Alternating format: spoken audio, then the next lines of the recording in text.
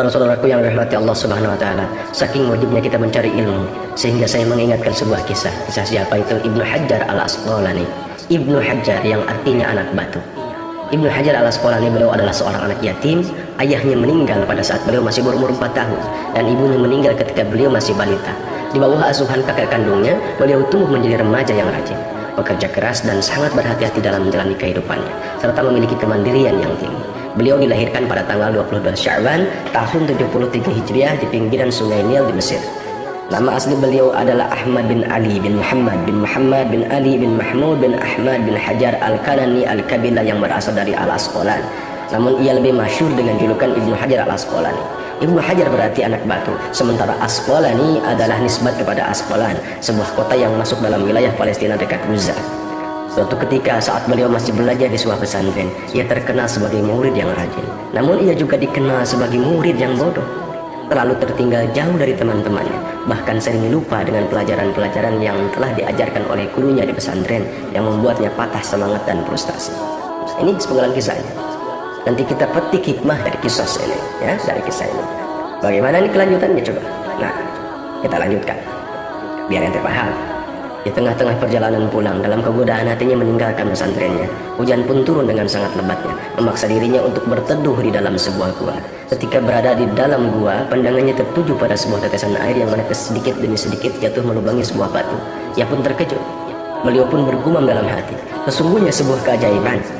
Melihat kejadian itu, beliau pun merenung, bagaimana mungkin batu itu bisa terlubangi hanya dengan setes air? Ia terus mengamati tetesan air itu dan mengambil sebuah kesimpulan bahwa batu itu berlubang karena tetesan air yang terus-menerus. Dari peristiwa itu seketika tersadar bahwa betapapun kerasnya sesuatu, jika ia asah terus-menerus, maka ia akan menjadi lunak. Batu yang keras saja bisa terlubangi oleh tetesan air, apalagi kepala saya yang tidak menyerupai kerasnya batu. Jadi kepala saya pasti bisa menyerap segala pelajaran jika dibarengi dengan ketekunan, rajin dan sabar. Sejak saat itu semangatnya pun kembali tumbuh. Lalu beliau kembali ke pesantrennya dan menemui gurunya dan menceritakan peristiwa yang baru saja ia alami.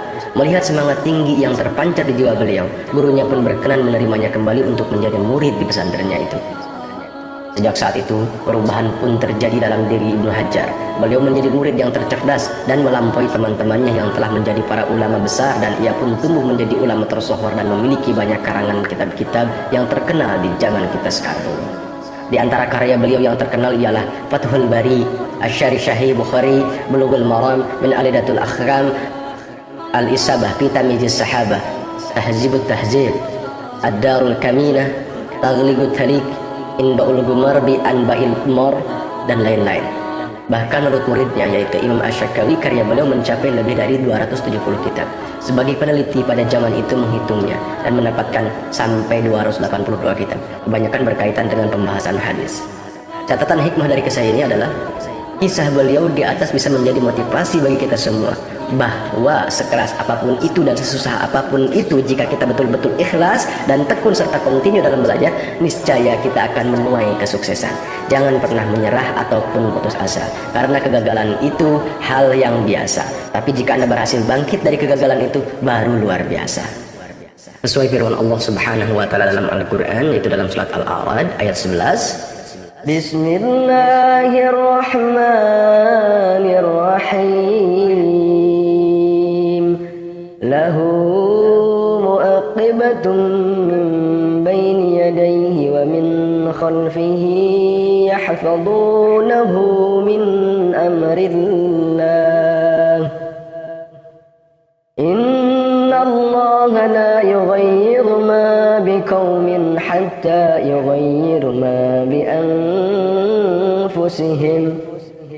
Wa idza arada Allah biqaumin su'an fala marrada lahu wa ma lahum min dunihi min wal. Artinya bagi manusia ada malaikat-malaikat yang selalu mengikutinya bergiliran di muka dan di belakangnya. Mereka menjaganya atas perintah Allah. Sesungguhnya Allah tidak akan merubah keadaan suatu kaum sehingga mereka merubah keadaan yang ada pada diri mereka sendiri. Dan apabila Allah menghendaki keburukan terhadap sesuatu kaum, maka tak ada yang dapat menolaknya. Dan sesekali tak ada pelindung bagi mereka selain Dia. Jadi inti dari surat Al-A'raf ayat 11 ini adalah Sesungguhnya Allah tidak akan mengubah keadaan suatu kaum sampai ia sendirilah yang mengubah keadaan mereka sendiri. Itu saja. Ingat, kita harus selalu kuat, selalu tawakal, berdoa, ikhtiar, dan belajar.